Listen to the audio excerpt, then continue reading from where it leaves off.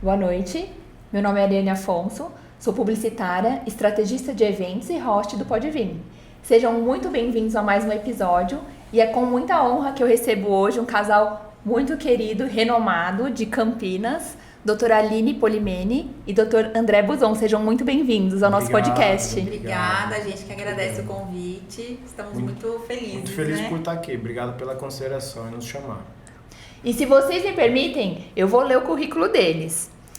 Eles são referência em direito imobiliário, sucessões, leilões e planejamento patrimonial com mais de 16 anos de atuação, ajudando famílias e investidores a blindarem seus bens com estratégia e segurança jurídica, importantíssimo hoje em dia, né?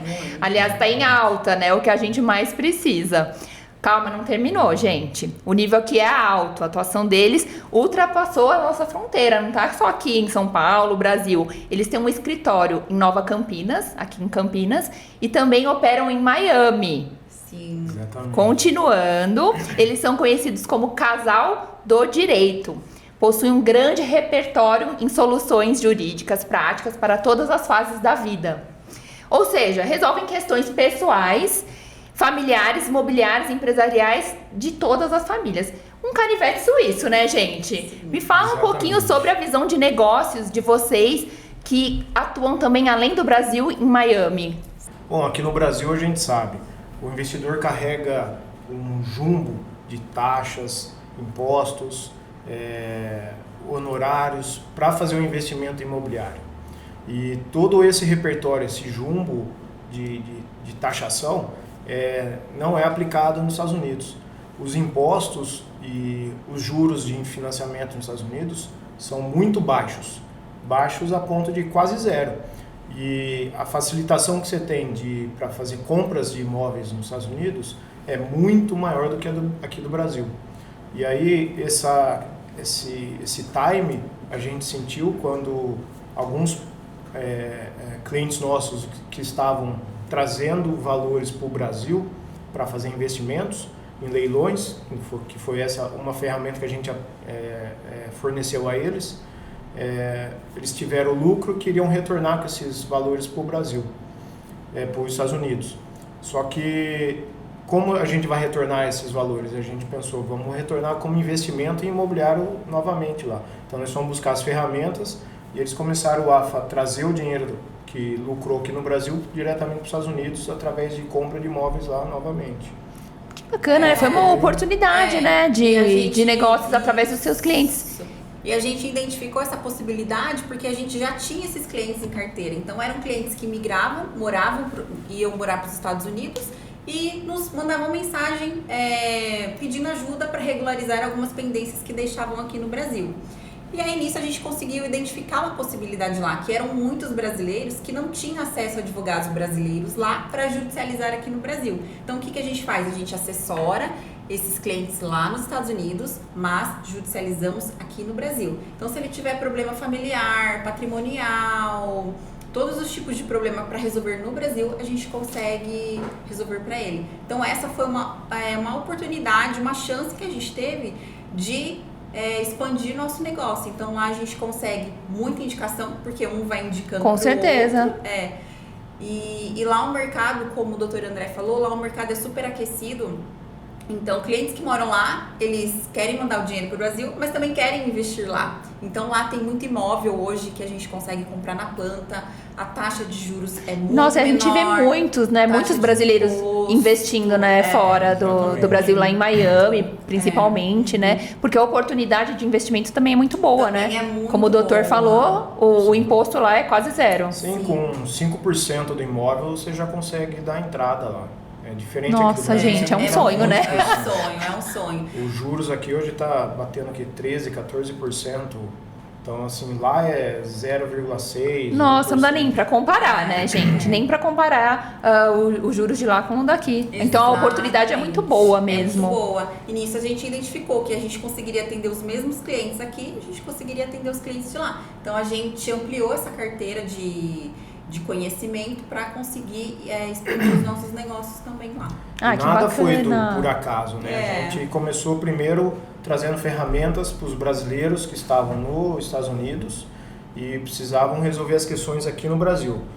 com inventário, faleceu o parente, fazia um inventário, sucessão, precisava resolver questões de empresa aqui no Brasil, que eles já não queriam vir para cá para resolver. Então nós começamos a fazer o próprio divórcio, resolver questão de guarda, de família. Então a gente começou a resolver isso para eles aqui no Brasil. E ao ponto que eles iam acumulando riqueza lá nos Estados Unidos com o trabalho, com o esforço, eles também queriam ajudar as famílias deles aqui no Brasil. Muitos deles começaram a comprar empresas aqui no Brasil, franquias e imóveis, só que eles faziam de uma forma um pouco precária. Comprava a empresa, colocava alguém lá para gerenciar e o negócio afundava. Porque a gente sabe que o empresário é difícil fazer a gestão da empresa estando na empresa. É verdade. Imagine longe, né? E aí a maioria estava com problema relacionado a isso. Queria investir, não sabia como, o que investia perdia por causa dessa falta de gestão. Por causa de falta de pessoas que fizessem, gerissem, né, o negócio. A ferramenta mais complexa e mais cara que a gente tem é o ser humano. Verdade. Então, encontrar um que seja disposto a vestir a camisa, enfrentar os problemas com determinação e honestidade é difícil. Difícil. Então, esse era o maior problema. É uma dificuldade, né, que todos têm, né? Uma dor de quase todos os empresários, né? E aí, vamos falar que é de todos, né? Que é de todos, não tem como. E aí, como o André já trabalhava com essa parte de leilões aqui no Brasil, ele começou a oferecer esse mesmo serviço para o pessoal que morava lá. Você tá ganhando em dólar, você não quer investir no seu patrimônio aqui? Daí eles acharam legal, a gente foi conversando, foi instruindo como faz, tudo. Então foi por esse motivo que a gente conseguiu expandir os nossos negócios nos Estados Unidos, que muita gente não sabe. Muitas vezes o pessoal pergunta, nossa, mas vocês trabalham lá? Como que é? Fica meio essa dúvida, né? Mas foi de clientes que a gente já tinha na nossa base, que eram clientes que confiavam no nosso trabalho, que a gente só expandiu. Muita gente não sabia, porque agora a gente vai falar para todo mundo que eles também fazem esse trâmite lá em Miami.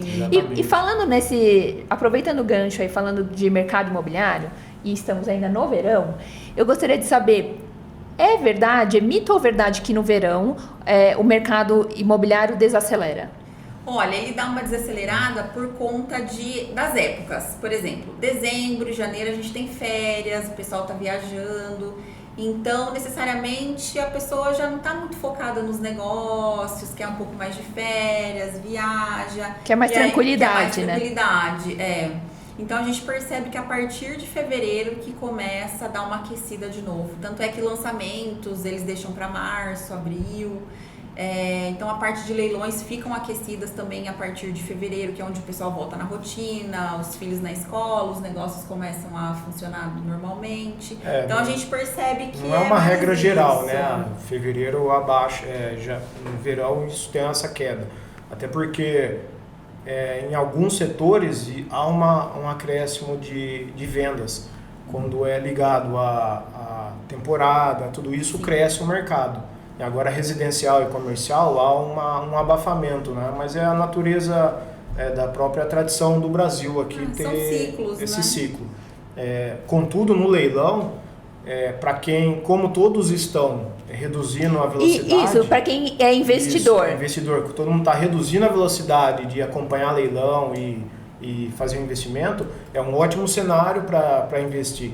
Porque tem redução drástica. Então é estratégico fazer o investimento agora em leilões? Janeiro, fevereiro e março, janeiro, fevereiro e março, para leilão, é bom para pegar aqueles imóveis em que há redução de aporte de capital. Todo mundo tira o pé, né? Desacelera. É verdade. E então aí sobram mais oportunidades. Exatamente, enquanto sobram mais no oportunidades. restante do ano tem muita gente dando lance, investindo, tem essas partes que são mais sazonais, né? De dezembro, janeiro e fevereiro, que a gente não tem tanto lance. Então, assim, ficam mais mercados, o mercado fica mais aberto, fica mais fácil de você tentar uma negociação melhor. Lance. É um momento bom, né? É um momento bom para negociar, para dar lance. Bom. Então é um momento estratégico para quem quer investir em leilão. Exatamente. Sim. Normalmente a gente sempre está nessa contramão. É igual quando você sai de férias. Sai de férias, tá todo mundo saindo de férias. Tá lotado, tudo tá cheio, restaurante bom fica ruim porque tá cheio. Verdade. Enquanto isso a gente pensa, não, vamos trabalhar no verão, e aí a gente sai de A férias. gente tem que remar ao contrário, né? Ao contrário, a exatamente. gente sempre rema ao contrário. Esse verão é ótimo para ganhar dinheiro por causa disso. Todo mundo tá tirando o pé, vão ficar família, festa, isso, aquilo. E enquanto isso tem muita coisa acontecendo aí para fazer investimento. E onde que estão as melhores oportunidades de investimento? Nos imóveis residenciais, comerciais? Qual que vocês indicam? Ó, eu digo que investimento é melhor e depende muito de quem está investindo. Então, o seu perfil. Seu perfil é ter mais risco, menos risco, você quer ter mais segurança, você quer correr mais risco, você ter elevar um pouco o seu lucro. Então, depende muito do perfil. Tem muitas oportunidades em imóveis residenciais, né? Mas você tem que controlar bem aonde você está comprando, para você não comprar onde o mercado está desaquecido. Tem muita oportunidade também para imóveis comerciais, e aí os comerciais, o que normalmente estão fazendo para atrair é pegar um imóvel comercial que está bem detonado, está bem judiado, dar um lance bem reduzido, ter essa vantagem, fazer um retrofit em cima dele antes de vender. Tem que dar aquela geral, né? Aquela mascarada. Para os dias atuais, aí você consegue vender. Isso está acontecendo muito aqui lá em Campinas, em São Paulo, nessas cidades grandes, justamente porque o comércio você consegue agregar valor muito maior que o residencial. Eu não sabia disso. Porque você tem um risco, porque você tem, apesar do risco ser maior, você gastar um valor considerável, se você fizer o estudo de praça certo, você pode investir muito além do que você vai ter de retorno. Por isso você tem que estudar a praça antes de fazer esse investimento. E o retorno normalmente é maior, por causa justamente do potencial de crescimento de qual empresa vai ser instalada ali. Sim. Uma grande loja, uma grande empresa e tudo mais.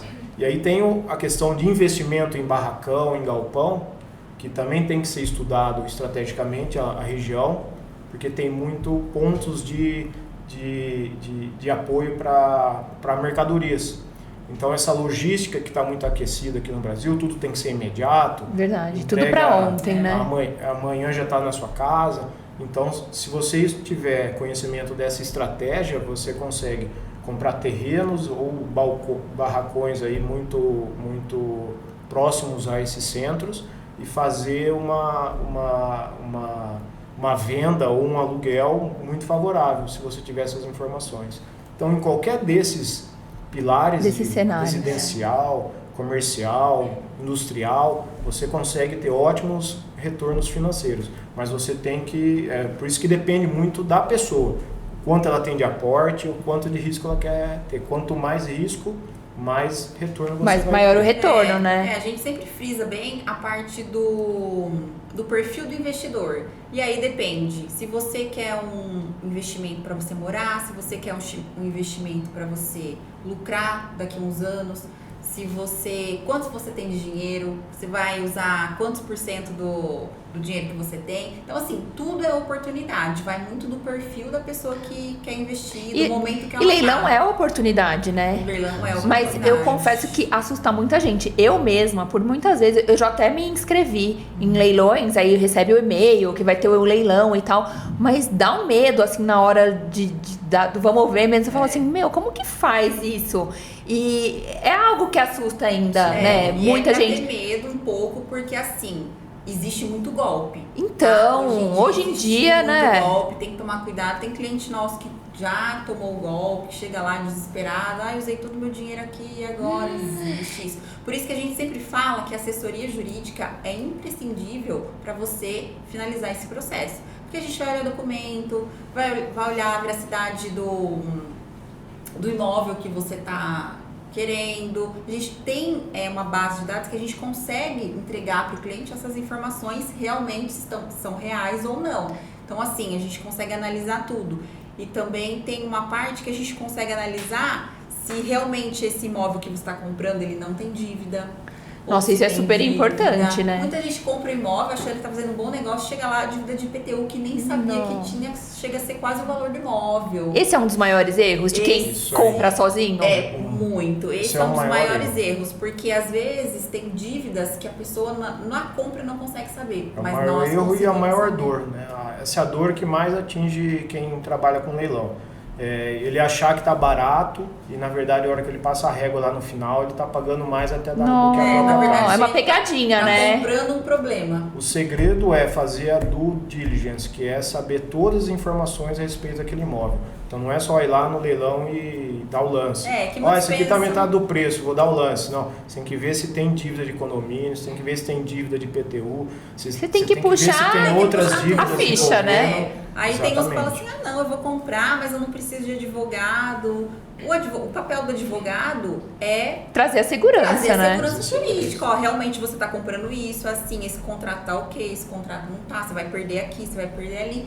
Então, quando você contrata o nosso trabalho para fazer essa parte do diligência, a gente consegue mapear tudo para você. E aí a gente deixa na sua mão, você fala, realmente quer, realmente não quer? E então, a gente, como funciona essa assessoria jurídica? A gente consegue, por exemplo, eu entro, visualizo o imóvel, já tenho o escritório de vocês contratado, e aí antes de eu dar o lance, vocês já fazem todo o mapeamento do imóvel que eu quero adquirir. Exatamente. Sim. A gente mapeia o imóvel inteiro, a gente planilha todos os gastos que você vai ter com o leilão, com a arrematação e 12 meses após a arrematação, para você fazer a documentação do imóvel e já analisa os riscos, se tem morador lá, se o morador é proprietário, se é locação, se é invasão, a gente faz todo esse mapeamento aí. Se tem processo judicial tentando anular o processo de leilão, se tem penhora de bem, se tem dívidas tentando penhorar esse imóvel. Então a gente faz todo essa análise antes, te entrega planilhado os riscos e te aponta, você pode dar tanto de lance e você vai até esse nível, o mínimo e o máximo de lance, para você ter lucro. Se você quer lucro, você tem que pensar nisso. E a gente foca num ROI de 30%, que é excelente para ter retorno.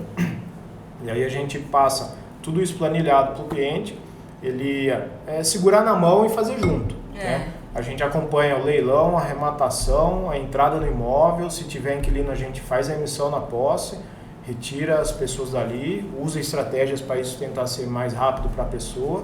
E quanto mais você tem a posse mais rápida, mais retorno do investimento você tem a curto prazo. Né? E é fundamental ter essa assessoria, porque tem muitos fundamental, tem que ter. Se você quer investir, tem que ter o advogado. Não adianta querer arriscar, porque você vai uma hora... mas eu me dei bem no primeiro, mas uma hora você vai derrapar. Porque são muitos detalhes, não é só... É complexo, não é só uma vírgula que você tem que ver. São dados que nós... não temos acesso, não sabe onde buscar, não tem acesso. É o que você falou, você não sabe onde procurar. Então, não convém, né? O crime não compensa. Essa assessoria garante para você transformar o leilão arriscado em segurança lucrativa. Então, a assessoria faz total diferença. Tem muitos clientes que vêm e procuram a gente depois que o pepino já está instalado. Né?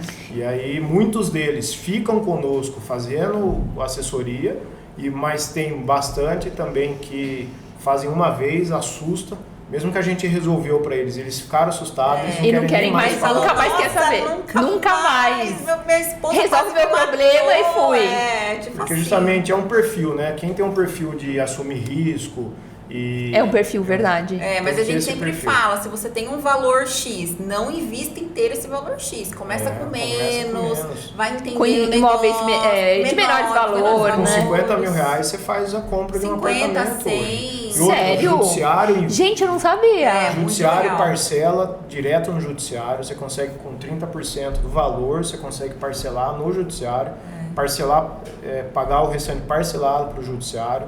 Então hoje tem muita vantagem no judiciário, nos leilões de judiciais, porque eles estão facilitando esse giro.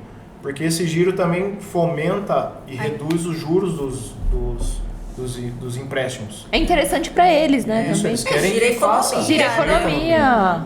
E isso é fundamental. A assessoria é fundamental para você ter a garantia de lucro no final. E o doutor já comentou que tem que ter um perfil arriscado. Então tem um perfil ideal de quem quer investir em leilão? Ou qualquer um pode começar? Não, qualquer um com assessoria pode começar. Qualquer um com assessoria. Qualquer um com assessoria pode começar. Pode começar. Qualquer um com assessoria pode começar. Agora você vai se arriscar sozinho, aí não é Não é qualquer indicado, perfil, não, indicado. não é, a Aí gente você não tem que indica. ser agressivo, você tem que saber correr os riscos. Porque existem os riscos. E onde estão as oportunidades? Isso aí é importante. As oportunidades onde tem risco. Porque onde está mamão com açúcar, tem um monte Aí de tem gente. um monte em cima, A manada né? tá ali já, né? Não, tem gente que está aí no leilão, desavisado, e estão comprando o imóvel por valor igual da praça. Pô, você vai comprar um imóvel E igual acha da que tá praça, fazendo um acha que tá negócio fazendo um bom. negócio bom. É melhor você ir lá na praça e comprar um. Aí Comprar um você e financia e paga É, parcelado. Exatamente, não Não tá tem fazendo um grande Não. negócio. não tem tá. propósito, né? Você comprar um imóvel no leilão com valor igual do da Não, praça. de jeito nenhum. Não tem propósito. Então tem gente que vai até esse limite, dá o valor da praça. É claro que tem gente que quero morar lá de qualquer jeito, aí tudo bem. Não existe mais imóvel nessa praça, tudo bem. Vou pagar Mas o não valor. esse não é o normal. O normal é o pessoal ir até o limite de É correr o risco, né? você corre risco, você tem lucro. Se você não quer correr risco, você vai no efeito manada, onde está todo mundo indo. Ali é fácil.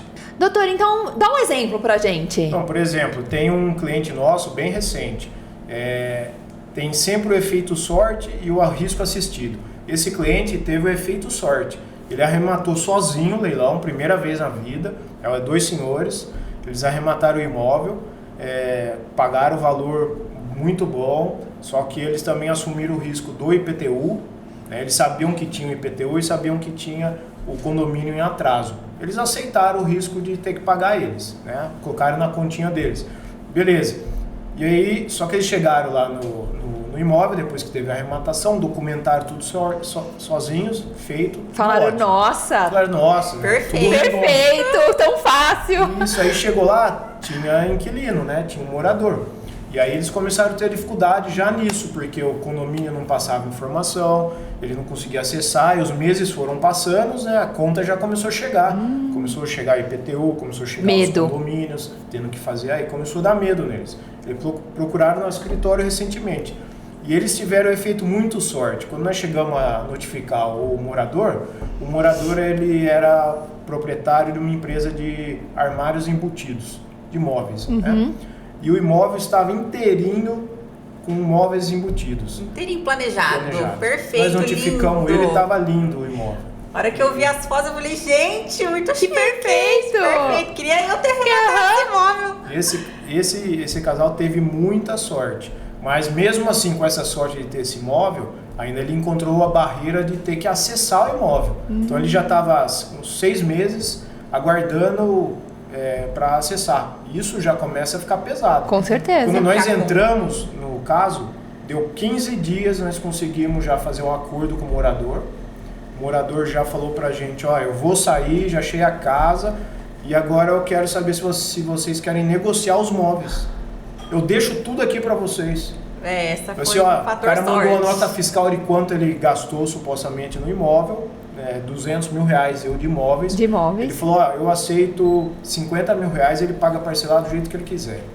Eu falei pra ele, isso aqui caiu do céu. Isso aqui nunca É a primeira mais. vez, você nunca mais vai conseguir. E o morador recebeu a notificação, falou, não, já vou sair, porque é difícil, às vezes tem uma resistência, né, da pessoa que tá morando no imóvel, tal, a gente tem um trabalho um pouco mais difícil. Mas nesse caso, o morador falou, só me dá uns dias pra eu fazer a mudança. Nesse caso, ele saiu depois que vocês chegaram, né? Depois que a gente chegou. Porque até então, 6 meses, tava lá. o proprietário tava tentando... Pagando as contas e tudo mais. Aí a gente chegou e aí ele falou que ia sair depois de... Ele falou, me dá uns 30 dias só pra organizar, porque eu tenho filho e tal, a gente tá organizando. E os móveis planejados. Aí o André me mostrou as fotos assim, eu passando, falei, nossa, que perfeitos. lindo, perfeito. Falei, queria eu ter arrematado esse móvel. E os móveis da casa inteira por 50 mil? Exatamente. Você não consegue fazer isso mais. Inteiro, a sala, a cozinha, os quartos, todos com móveis planejados. E nas fotos, assim, eu vi pelas fotos. Espelhado, de primeira bonito, qualidade. Ai, que bom que foi um final feliz. Foi um final feliz. E aí combinamos, acho que eles vão acessar o imóvel semana que vem. Já tá tudo certo. Então é super recente. Super recente, recentíssimo. Foi de agora. Que bacana. Legal. Então, esses imóveis no nome de terceiros, heranças não formalizadas, contratos antigos. Eu gostaria de saber quais são os problemas mais comuns que vocês encontram. Nossa, Isso aí isso é problema. Ai, pela cara de Nossa. Não, vocês. isso é problema Só para todo você ter uma dia, ideia, né? só para você ter uma ideia, mais de 50% dos imóveis no Brasil são irregulares. Só para você ter uma ideia de mercado. A maioria dos imóveis no Brasil são irregulares. E aí vai de compra de contrato de gaveta, não faz escritura, não transfere o imóvel para o nome, não averba a construção na matrícula, compra de terceiro, paga de terceiro, não faz nem contrato. Um vai vendendo pro outro, aí você vê tem 3 donos no imóvel, lá você não sabe quem é de quem. Não tem a cadeia sucessória de compra e venda definida. Então, esses são as dores. O Brasil vende muito imóvel irregular.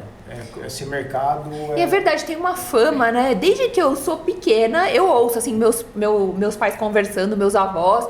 Nossa, aquele imóvel irregular, não tinha escritura, não sei o quê. Não, porque eu falo, gente, é muito jeitinho brasileiro, não é? E continua no dia a dia. E digo pra você, se você tem um imóvel que não está regularizado no seu nome, é só questão de tempo você perder ele. Porque se não está regularizado no nome da pessoa, o imóvel não é dela. O imóvel só é seu quando está no seu nome na matrícula. Porque é verdade, tem muita gente que vai lá, compra um apartamento, mas deixa no nome do antigo proprietário para não realizar a transferência. Exatamente, para não fazer o pagamento da taxa. Essa é uma dor que aflige. É alta essa taxa de transferência? Não, por que as pessoas fazem isso? Não é alta. O problema é, quando você compra o imóvel e deixa o nome terceiro, tem 2 problemas que são evidentes. Assim. A pessoa pode falecer, esse imóvel tem que ir para inventário. Você vai lidar com os herdeiros. E aí tem herdeiro que é de boa fé e tem o de má fé. O herdeiro de má fé, ele vai fazer o inventário, vai dizer, o imóvel é meu, tá no nome, vai te notificar, missão na posse e sai daí. E aí o dono é quem está no... O dono é quem está no documento. Independente de contrato de gaveta, não vale de nada, então. Nesse caso aí vai ser muito difícil você comprovar. Vai depender muito do judiciário. Inúmeras pessoas perdem o imóvel por causa disso. Não é raro. Muitas famílias saem do imóvel. Eu comprei, eu paguei. Assim, tudo bem, mas vai dar boa fé de quem está herdando, né? De quem está herdando. E outro detalhe, que esse aí, é muito fácil de acontecer. Você compra o imóvel, não registra e o vendedor tem dívidas. O credor dele vai lá, executa ele e penhora o imóvel que você acabou de comprar no nome dele. Exatamente. Tem tudo isso. Muito. Quer dizer, um golpe. Um golpe. Às vezes a pessoa até não tinha a dívida na hora, né? A pessoa contraiu a dívida depois que vendeu, mas a pessoa não tirou o apartamento do nome do vendedor, deixou por conforto dele para não gastar, e aí surgiu o problema maior. O vendedor foi executado, o imóvel foi penhorado, e agora normalmente você só recebe a notificação a hora que todo o trâmite processual já ocorreu e é lá 15 dias para você sair. Quer dizer, a justiça bate na sua porta. Quando tá já no alerta vermelho, aí você fica sabendo. Tem tantos dias para você sair, pega suas coisas e tchau. E nós começamos a atuar. E é um desespero para quem E não tem o que fazer. Não tem o que fazer? Não, tem. Nós começamos a atuar em direito meio com essas causas impossíveis. Por isso que a gente criou uma casca, justamente porque eles iam com essa dor. Ô doutor, aconteceu isso. Os advogados olhavam, isso aqui é um problema, melhor você sair do imóvel mesmo. Ninguém queria assumir o problema. E aí nós começamos a trabalhar com essas causas impossíveis. Porque a gente sabe, ele comprou, ele está de boa fé, ele é terceiro, tem a força e a energia que você tem que gastar para você ir contra essa maré é muito forte. Então poucos advogados querem assumir isso. E isso fica um custo de energia muito alto e um custo financeiro também alto para rebater toda essa energia que vem contra você. E aí muitas pessoas abandonam mesmo, né? Agora outros querem lutar, tem advogados que não querem enfrentar. Não tem solução, cara, melhor você sair. Tem situações que a gente conseguiu reverter, mas tem que ter estratégia. E tem situações que a gente não conseguiu reverter, mas ganhamos 10 anos ainda ele morando lá. Lá no imóvel. O processo ficou 10 anos na justiça. Nossa, imagina 10 anos. 10 anos no imóvel. Eu sei porque, gente, eu tenho processos assim de 10, 13 anos. Gente, é uma vida, né? É uma vida, a gente fala que é um casamento com o cliente. É um casamento, e é uma vida, né, realmente. E essa é uma dor muito grande aqui no Brasil e é simples de resolver, é simples. Mas então, doutora Aline, doutor André, um imóvel irregular pode virar um problema no futuro, né? Exatamente. Se o problema já não está instalado e você não sabe, isso é importante você. Olha no seu imóvel, vê se está documentado, vê se está regularizado. Porque se não tiver regularizado, é questão de tempo para você perder. É questão de tempo para alguém vir bater na sua porta e querer tirar sua família dali. O imóvel regular, ele não só prejudica você hoje, mas a sua família. E a certeza de que sua família vai ter um teto caso você falte. Então é importantíssimo fazer a regularização do imóvel agora para garantir e perpetrar a sua família no imóvel.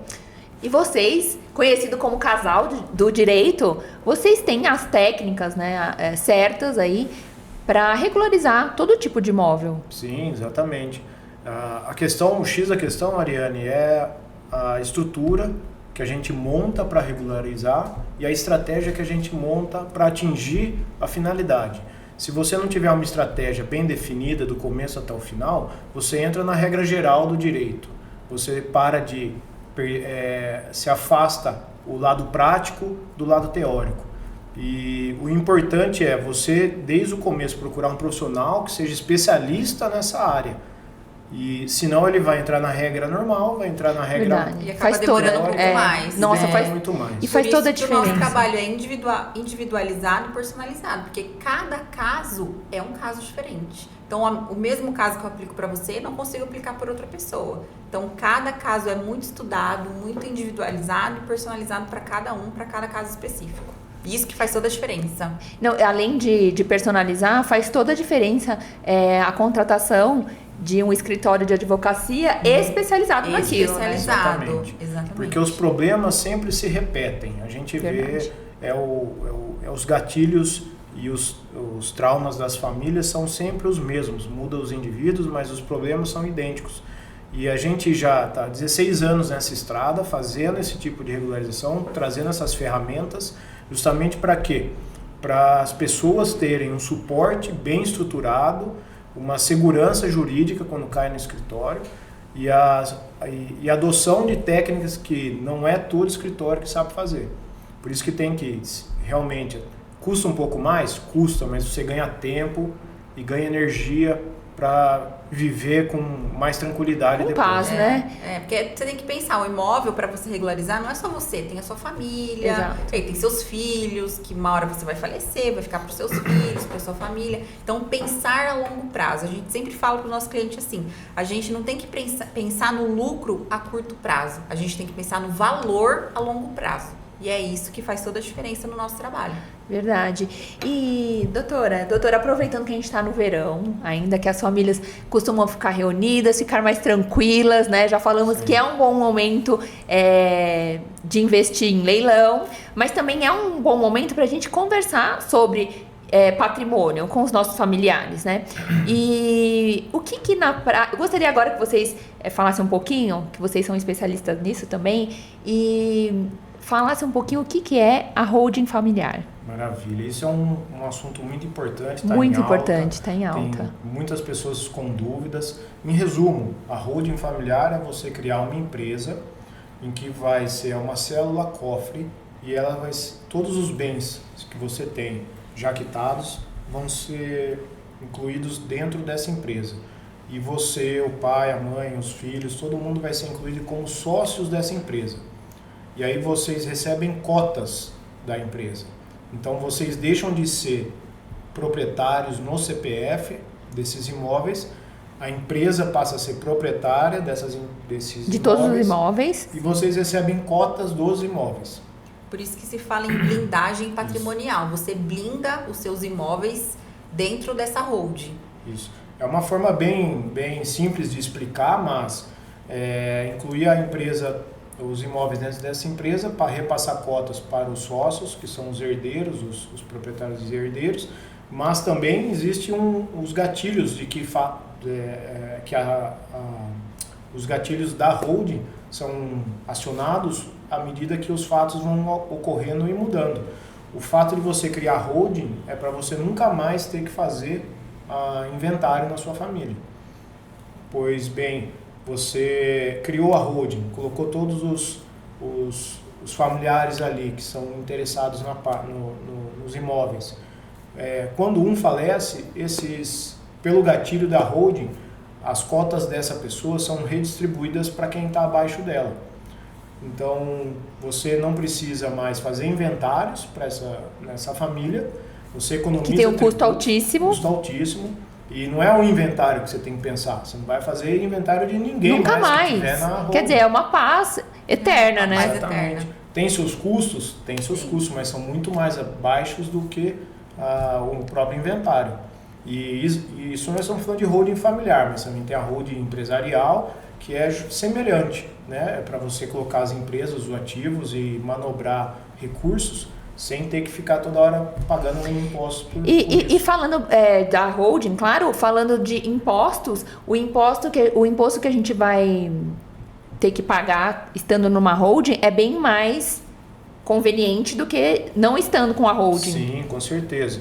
Quando você compra um imóvel, vamos supor, há 10 anos atrás, você pagou R$100 mil, que foi um exemplo que eu te sugeri anteriormente. Você pagou R$100 mil, hoje seu pai faleceu, o imóvel vale R$1 milhão. No inventário você vai colocar o imposto sobre esse R$1 milhão.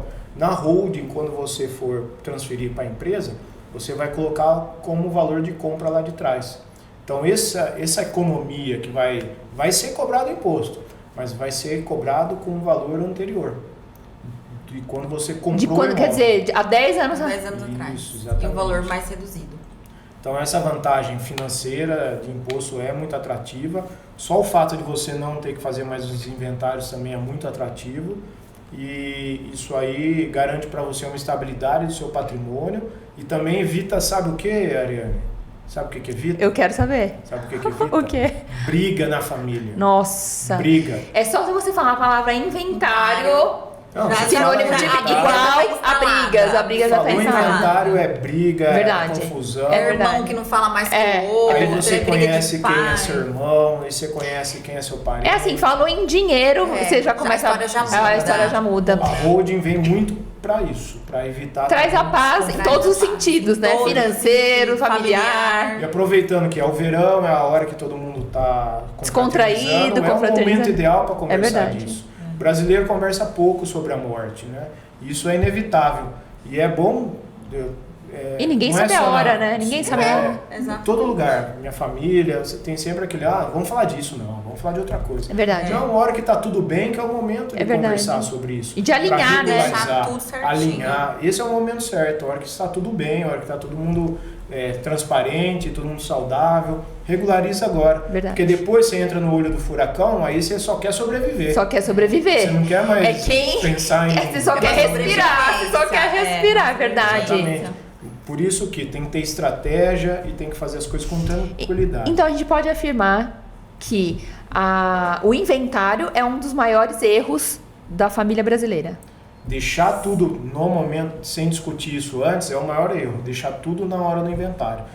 O ideal é você conversar disso antes.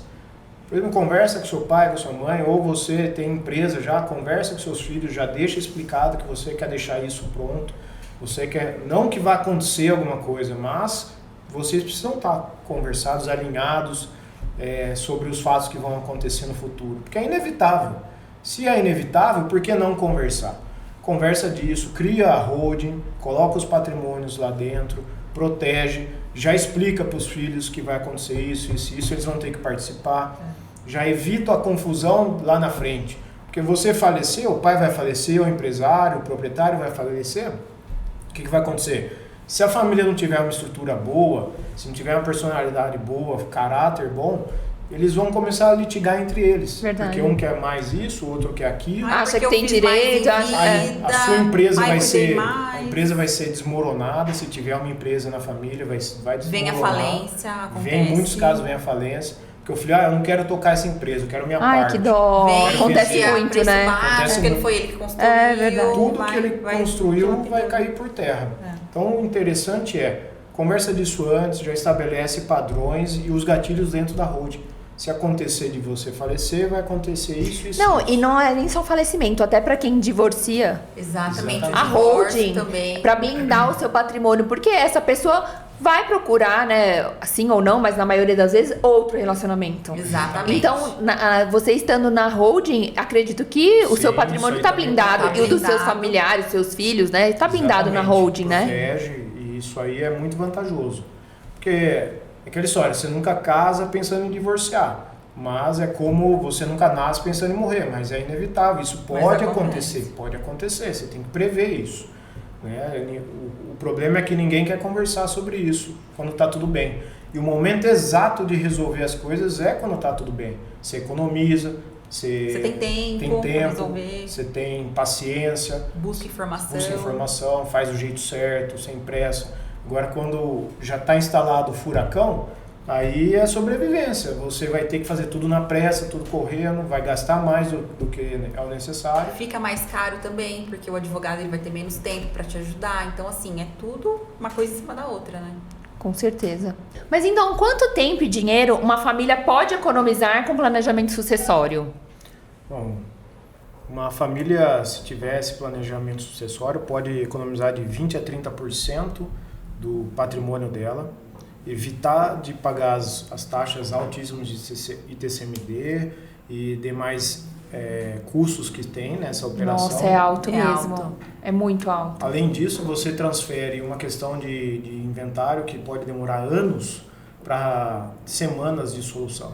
Então, em uma semana você consegue resolver a questão da transferência de cotas. Nossa, é Uma muito semana. simples, muito rápido. Aconteceu o fato está previsto dentro o gatilho está previsto dentro da Constituição de uma holding, do planejamento sucessório, e você, com certidão de óbito, você só aciona o gatilho automaticamente já altera o status da holding e está resolvido. Você não precisa procurar pagar imposto, nem nada por causa disso. Nossa. Você paga as taxas de transferência, que são muito mais reduzidas, só a questão do serviço. E a melhor coisa é você transferir, você perde anos fazendo o inventário muitas vezes. Verdade. Enquanto que no planejamento, em uma semana, 15 dias você... Então, na holding, aquela taxa de ITCMD não existe? Não, nesse caso não existe. Nesse caso você não vai ter que pagar. É um cenário É o perfeito. cenário perfeito, né? Exatamente. Gente, Para você eu ter não uma sabia. ideia, para você resolver um inventário, para você solucionar todo o inventário, tem famílias que gastam até 40% do próprio patrimônio para deixar regularizado. Para você ter noção de quanto é elevado as taxas. Custoso. Por exemplo, você tem um patrimônio de 1 milhão, estou dando um exemplo genérico, em alguns casos você gasta até 400 mil para regularizar, ou seja, você já perdeu 400 mil do 1 milhão. Você teve que desembolsar uma boa grana para regularizar. Enquanto que você fazendo um planejamento sucessório, incluindo dentro de uma holding, você não tem esse custo na ponta final. Você já preveu lá atrás, quando você estava na calmaria, você já equalizou os custos, já organizou, já deixou tudo alinhado. Teve essa economia lá atrás e quando der o start de acontecer de alguém infelizmente falecer, esses custos não vão vir sobre os participantes da holding. É um cenário ideal. É o cenário ideal, perfeito. E como que a especialização de vocês em direito de família traz um olhar mais humano para as decisões patrimoniais? Bom, essa é uma questão que a gente precisa trazer e resgatar lá de trás. Para você ter uma ideia, nós começamos fazendo direito de família e agindo muito em divórcio, disputando guarda dos filhos, inventário, partilha dos bens, aí vai se divorciar, que é os direitos. Então, todas essas situações que foram ao longo do tempo acontecendo, nós fomos mapeando qual eram as dores dessas pessoas. Então, elas vinham com uma dor para o escritório, a gente ajudava elas a solucionar. Muitas delas não estavam preparadas para a solução, porque elas ficavam se martirizando ou então apontando o dedo, né? É culpa dele, é culpa disso, é culpa dela. Então a gente nunca saía do lugar para a solução. E ao longo desse tempo nós fomos mapeando que o maior problema que existe no direito de família é não só o divórcio propriamente dito, mas é quando aflige patrimônio e dinheiro. Então, eles transferem o que é racional para o emocional. E tem 2 tipos de perfis no divórcio.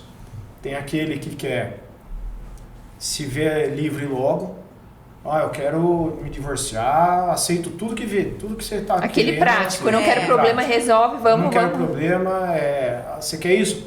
Fica pra você. Você quer aquilo? Ele abre mão de tudo para resolver a vida dele. Quero pra paz. se afastar do problema, é o que quer paz. Só que isso, depois de 2 anos, ele sente o efeito negativo disso.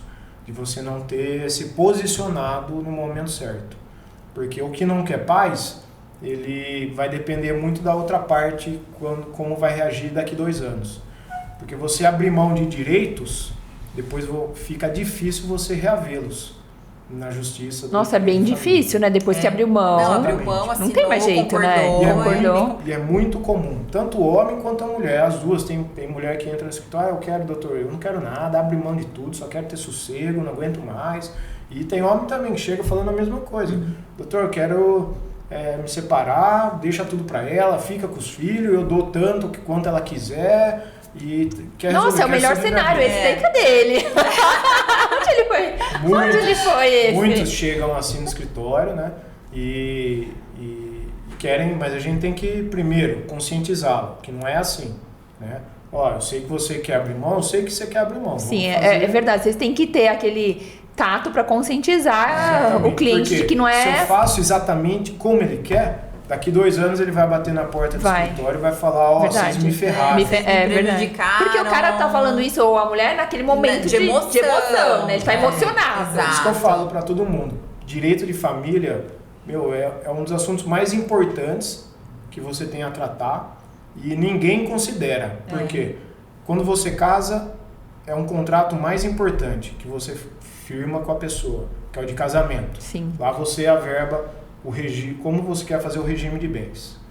E o divórcio é o segundo contrato mais importante que você tem, assim como o regime de bens quando você firmou lá atrás. E aí normalmente a emoção afeta o posicionamento das pessoas, seja pro bom ou pro ruim. Tem aquela pessoa que quer bater de frente, né? Que esse é o segundo perfil, quer bater de frente, quer pôr os pingos nos is no processo, quer discutir até Não aceita uma vírgula. Nossa, esse microfone é meu, aquele é dele, vamos fazer mão, igual. que é o braço. É verdade, sempre então, assim, tem esse perfil que quer lavar roupa, que quer só a briga, quer remoer isso, quer manter. Não aceita. Um quer se afastar. Normalmente é quem não aceita, quem né? não aceita, isso. que Um quer... quer se afastar logo e o outro quer manter a pessoa próxima na discussão. Verdade. Então tem esses 2 perfis, sempre.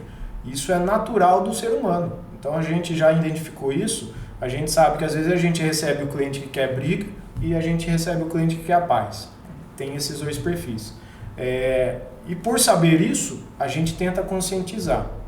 Mas às vezes não é possível a consciência. Mesmo que a gente é um profissional, a gente tenta ensinar, tem cliente que não consegue se conscientizar. Porque a consciência ela vem depois que você passa pelo período de transformação. E a gente tenta acelerar isso para elas, mas não é possível às vezes. E quando a gente está defendendo a pessoa que só quer paz, a gente também, como profissional, a gente fala, não, eu sei que você quer liberdade logo, mas a gente tem que fazer do jeito certo. Se você liberar tudo isso dos seus direitos, você não vai conseguir resgatá-los. E eu sei que vai dar problema. Se eu sei que você vai bater aqui daqui 2 anos... Que agora você está na emoção. E aí, o que a gente faz? Se você confiar no nosso trabalho, né, a gente tem uma teoria que é a teoria do caos. Quando uma pessoa quer a paz e quer se dispor de tudo, e a outra parte quer brigar e não quer fazer acordo, às vezes a gente concede o que a pessoa quer, mesmo assim ela implica com outra situação. É verdade, aí ela vem arruma outro pelo na casca do ovo, né? Outra coisa, outro sempre problema. tem ali de carta na manga que ela vai querer usar. Isso eu já estou falando que já está nas vias processuais, né? Já está lá na via processual. E aí tem situação que a pessoa não se conforma, você dá isso, ela quer aquilo, aí você dá aquilo, ela quer aquilo outro, a gente não consegue se compor, não consegue. A gente tem que ir para a decisão judicial para ter o equilíbrio. Então, assim, você não tem que ter medo de ir para a justiça. A justiça é aliada, porque lá é o campo de batalha onde vai ter o equilíbrio. Mas tem gente, e tem pessoas, tanto homem quanto a mulher no relacionamento, que se aproveitam em algumas situações. E aí a gente adota a teoria do caos no escritório e a gente aplica em muita coisa a teoria do caos. Sabe o que é a teoria do caos? Não, qual? Eu quero saber. Isso se aplica em muita resolução de problema, muita resolução de conflito, não é só no direito de família. Em negócios você consegue aplicar. Por quê? Porque quando a outra parte se julga que está numa posição maior que você não está em igualdade. Isso acontece, é natural. Você está fechando um contrato, ou seja, no próprio divórcio, a pessoa acha que está numa posição... Tá na vantagem. Às vezes ela está na vantagem. Uhum. Ela está na vantagem. Mas ela não precisa exercer essa vantagem contra quem não está na vantagem. Ela pode buscar um equilíbrio se ela for uma pessoa sensata. Uhum. E às vezes ela não quer ser a sensata, ela quer Na maioria das vezes ela não quer ser aquela sensata. história, me dê poder e você conhece Verdade. quem a pessoa é. É verdade. A pessoa está numa vantagem. Ou a teoria do caos a gente cria uma situação em que a gente vai trazer todo mundo para o caos. A gente cria uma situação, a gente desenvolve uma estratégia que é para tirar ela lá de cima e trazer na mesma situação. Você deixa todo mundo no caos. Deixa todo mundo no caos. A gente enxerga as situações, a gente oferece, explica para o cliente por que a gente está fazendo isso, porque muitas vezes o cliente não entende. Não, porque você fez isso, eu não quero briga com ela. Eu falei assim, mas você já está na briga. Não tem Ela mais já o tá que fazer. brigando. Tá brigando, Ela não quer nem tá saber, Eu tô entendeu? querendo te tirar da briga, mas enquanto ela não entender que você tá de igual para igual com Ela vai continuar. Ela vai continuar na briga. Ela tá a te gente massacrando no busca o processo. equilíbrio ali, né? A pessoa, ela se sente poderosa. Eu vou tirar, eu vou fazer isso. Vou acabar, vou né? acabar com Sempre ela, assim. ele vai se arrepender, ou ela vai se arrepender de ter feito isso, ou me traiu, ou fez aquilo. Então a pessoa quer te massacrar a outra parte, não quer se compor. Isso é prejudicial porque quem está na linha de fogo é sempre os filhos. Verdade. Só prejudica os filhos, né? Nenhum dos dois está ganhando. Os dois estão perdendo, porque a família dele está toda desestruturada. Toda. Os filhos estão sendo afetados. Só pelo rompimento já são afetados. Verdade. E ainda mais, se os filhos estão vendo os pais brigando, mesmo que um não queira brigar, mas está vendo o outro querendo atingir o genitor ou genitora. Isso afeta as crianças, isso afeta o relacionamento deles, interpessoal entre eles. Como pai e mãe, né? Sim. Então eles estão vendo uma figura paterna e materna que antes eles não viam. Essa harmonia que tinha dentro de casa, Ai, dá talvez, uma dó, né? Dá muita dó. é afetada. Eles estão vendo o lado negativo dos dois. E isso não é bom para o relacionamento. Aí você traz todo mundo pro caos. Trago todo mundo pro caos, porque não tem mais solução. Tudo que a gente faz não dá certo. Então agora vamos todo mundo pro caos. Deixa de igual para igual. Deixa de igual para igual e aí sim a gente lança a boia salvadora. Falei assim, pessoal, tá todo mundo, vai acontecer isso. E aí a gente conta com os advogados do outro lado também, porque eles veem, porque às vezes eles estão tentando fazer acordo, mas a outra parte não quer ceder. Assim, doutor, já conversei, já expliquei, ela não aceita e a gente depende dela, da vontade dela. E aí a gente traz todo mundo pro caos, cria uma situação que todo mundo vai sair perdendo. Você quer isso? Aí a hora que a pessoa enxerga, ela consegue, não, peraí, por onde eu vou escapar? Aí a gente fala, você vai escapar por aqui, Você joga a boia. Assim, você vai escapar por aqui. Aí a pessoa, aí sim ela cai em si, o advogado dela instrui ela e assim a gente consegue se compor, ou se não tiver composição, a gente deixa sair para julgamento. Porque a gente não pode ter medo das decisões judiciais. A gente tem que confiar nelas, no direito de família. Sim. Porque lá é onde ele não vai te dar total das coisas que você quer. Mas o juiz vai equilibrar o seu divórcio. É um campo de equilíbrio. É um campo de equilíbrio. Porque só quem sabe a dinâmica da sua família é o pai e a mãe. Sim. E os filhos. Vocês são os senhores da decisão suprema de fazer o acordo e fazer a dinâmica da sua família continuar funcionando apesar de não ter mais relacionamento. Então esse é o campo mais importante. Você manter a estrutura familiar, apesar de não ter mais o convívio É o ideal, marital. né? É o ideal, porque os filhos não têm que sofrer com isso. Não. Exatamente. Porque se você já partir para o divórcio, é porque vocês já estão com o diálogo afetado, né? Porque o casamento, a união, ela depende muito do dia a dia, você tem que estar querendo ficar com a pessoa dia a dia, você escolhe. Exato. Assim, porque o problema vai ter, não importa o indivíduo que você está do lado. O problema vai ter com todo mundo, dificuldade, falta de parceria, às vezes acontece. O que não pode faltar para você manter é a unidade de propósitos. Se os dois têm o mesmo propósito de vida, se os dois têm essa mesma união, não importa o problema que venha, se enfrenta junto. Agora, quando o propósito é divergente, o primeiro problema que aparece, a melhor saída é, vamos separar. Só que ele não enxerga, ninguém enxerga, às vezes, as consequências a longo prazo. Claro que tem situações que o divórcio é o único remédio mesmo.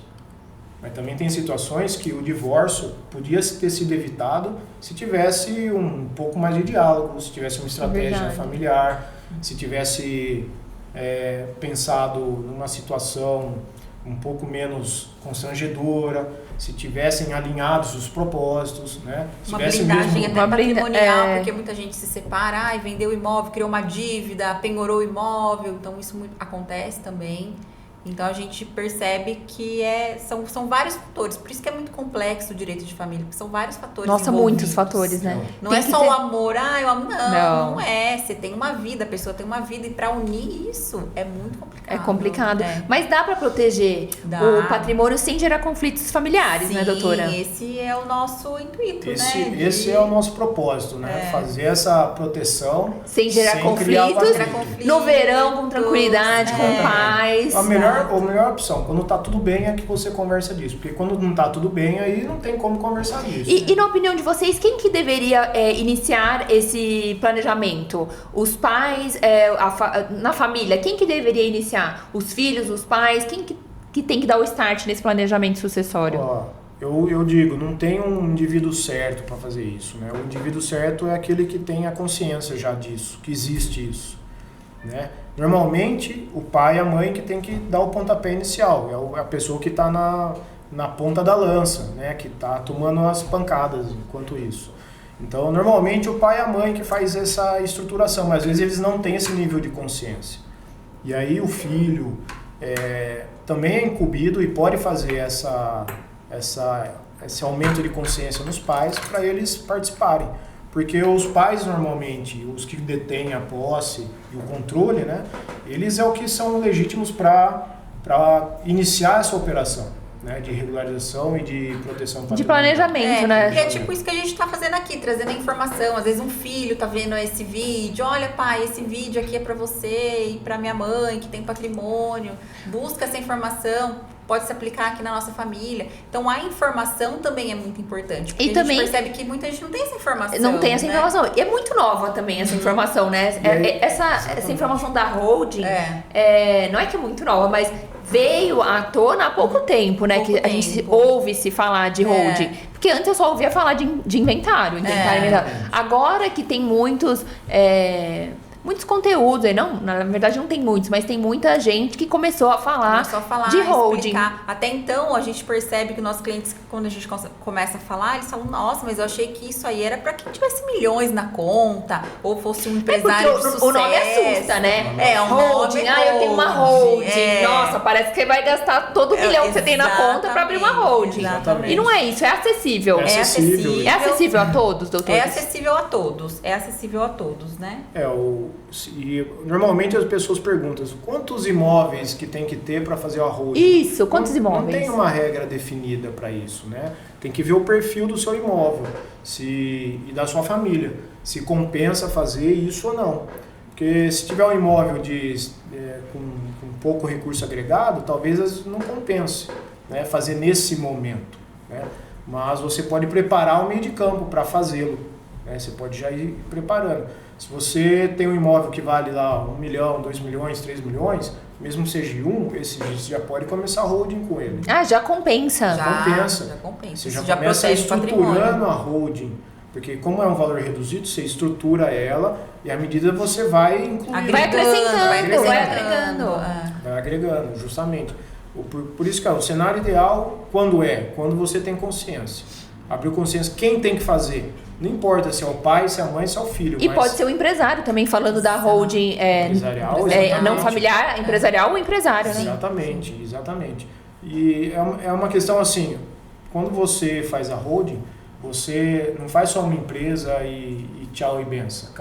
Você monta uma holding, como se fosse um ecossistema. Você tem uma empresa, você já tem uma empresa, tem um CNPJ.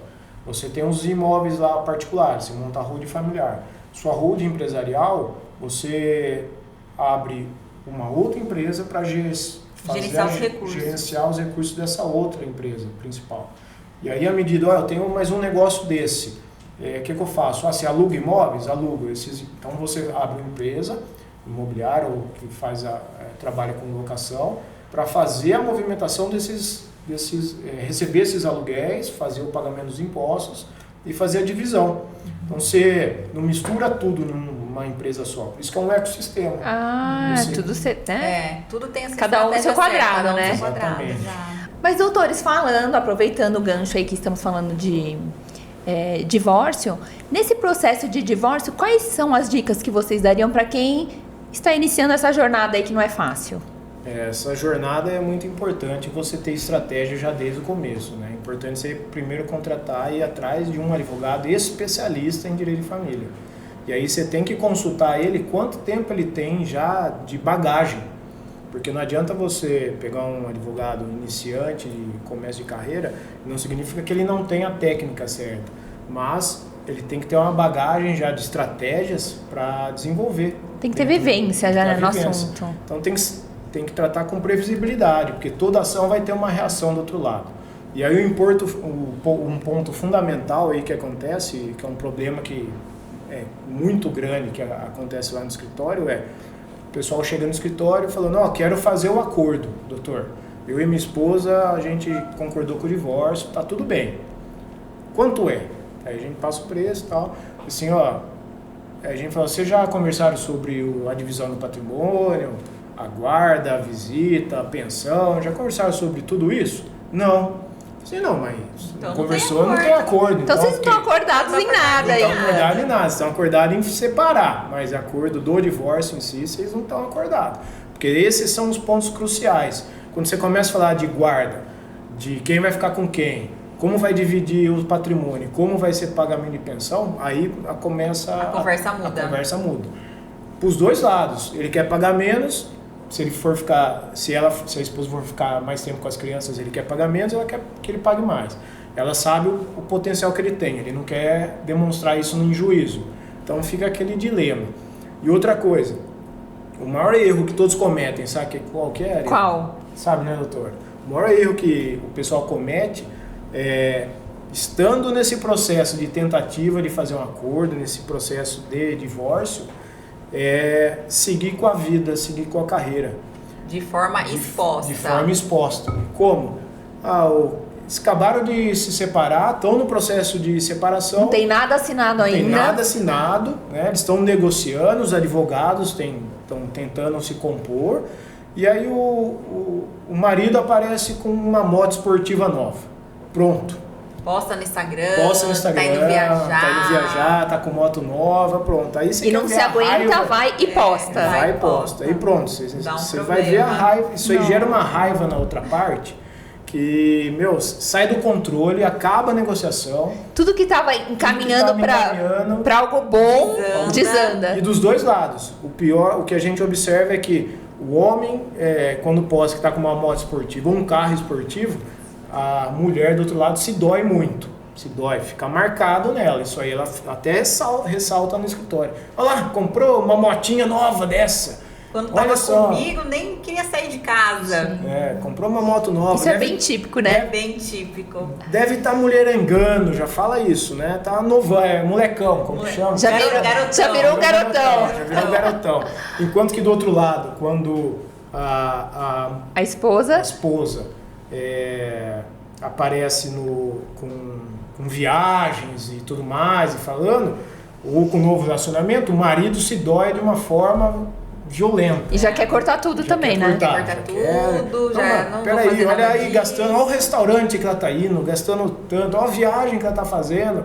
Eles ficam indignados com E isso. quer aumentar a pensão, né? Tá, olha aí onde ela foi almoçar, olha onde ela foi viajar. Então, a melhor dica para vocês, vocês estão em começo de negociação para fazer o divórcio, vocês estão iniciando essa jornada, ainda não tem nada certo, vocês estão começando a conversar sobre isso, evita postagens, ninguém precisa parar a vida por causa disso, mas você tem que evitar postagens, você não pode querer extrair uma revolta do outro lado. Porque às vezes a pessoa ainda muitas não superou, vezes né? é de Com propósito, certeza. muitas vezes é proposital. Às vezes a moto nem é dele, pegou do amigo É pra verdade. postar. pra Alugou fazer- a moto. Alugou Alugou a moto. Exato, o pior é que às vezes é proposital, ele quer mostrar que Mostrar que superou. superou, e aí começa as postagens É aí que ele ostensivas, cai, né? Não, e aí a gente recebe vários prints, várias fotos. Olha aqui, doutora, olha aqui, ele tá fazendo isso.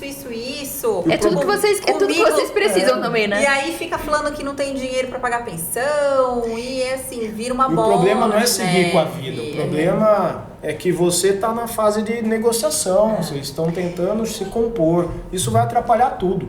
Não, vai desandar toda a desandar negociação. tudo. E aproveitando que vocês citaram essa parte, postagem de rede social é prova jurídica. É prova jurídica. Hoje em dia tem que tomar prova cuidado. jurídica, tem que tomar cuidado. Um print E ela vale, é prova jurídica. É prova ela jurídica. vale desde que seja feito da forma correta.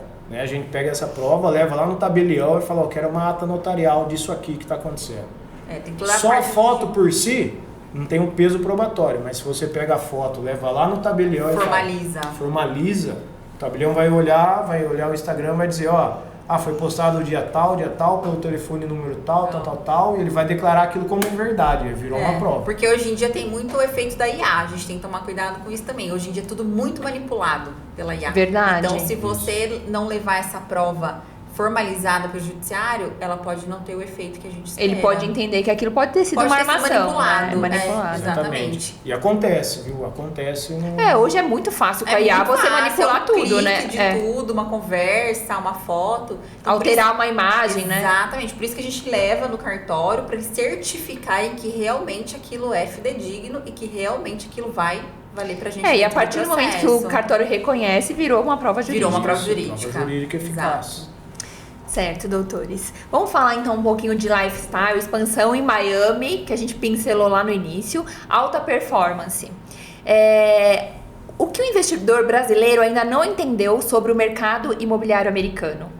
Olha, o mercado imobiliário americano, ele tem várias oportunidades, tá? Então vai muito do perfil, igual a gente estava falando no começo, vai muito do perfil do investidor, vai muito do perfil onde ele quer morar, se ele quer investir. Então lá tem sim muitas oportunidades para investir em imóveis. Então a gente sempre conversa muito bem com o cliente, expõe para ele quais são os riscos, quais são as oportunidades, o que ele pode crescer com isso ao decorrer dos anos. Então assim, tudo muito detalhadinho, tudo muito personalizado, mas tem sim grandes oportunidades, e se você ou qualquer outra pessoa quiserem dolarizar o seu patrimônio, pode sim, Miami, conquistar essa segurança jurídica. E aí tem um programa que a gente desenvolveu que chama Maré, e isso aqui faz boa parte do que eu vou falar, cria conexão lá do começo. Os brasileiros que lá atrás a gente estava ajudando lá nos Estados Unidos a resolver os problemas aqui no Brasil, começaram a trazer os recursos para cá daquela forma com prejuízo, né? Comprava empresa e perdia dinheiro com isso. E aí nós começamos a fazer leilões para eles aqui, e também o que eles precisavam era ajudar as famílias deles aqui no Brasil. Então eles mandavam recursos para o investimento e para as famílias. E aí nós desenvolvemos essa questão de leilões com ele, essa estrutura, e aí eles pararam de mandar o dinheiro para as famílias, porque o próprio leilão que a gente estava fazendo aqui, ficava os lucros aqui, e a família recebia esses lucros. Aqui já ficava aqui mesmo. Então já ficava tudo aqui no Brasil. E aí foi acumulando, algumas famílias acumularam uma quantia considerável de lucro desses leilões. E eles falaram, doutor, tá muito recurso aí, minha família já está ajudando, já estão desenvolvendo. preciso trazer de volta isso aqui para os Estados Unidos. Né? E lá tem muitos imóveis na planta, Exatamente. muitas construtoras excelentes, então tem muita oportunidade. É um campo assim, em desenvolvimento muito grande. Muita gente acha, o mercado está saturado. Não está saturado, ainda tem muita coisa para acontecer. Então Miami não é só lifestyle, é uma oportunidade estratégica uma oportunidade estratégica de dolarizar o seu patrimônio. E de investir, né? Exatamente, aí retomando, a gente desenvolveu o preço, então vamos devolver esses valores aí para os Estados Unidos como investimento em imóveis.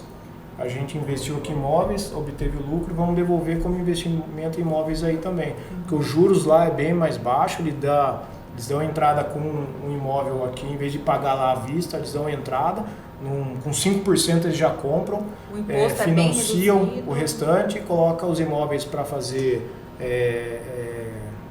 veraneio, né, para fazer a alocação.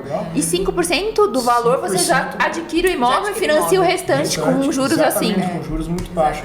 E aí nós desenvolvemos essa questão, esse projeto Maré, que vem para o Brasil, obtém lucro, volta para os Estados Unidos e gera mais lucro.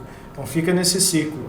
Então, amei esse projeto Maré. Muito legal. O do caos, achei o máximo, o Maré.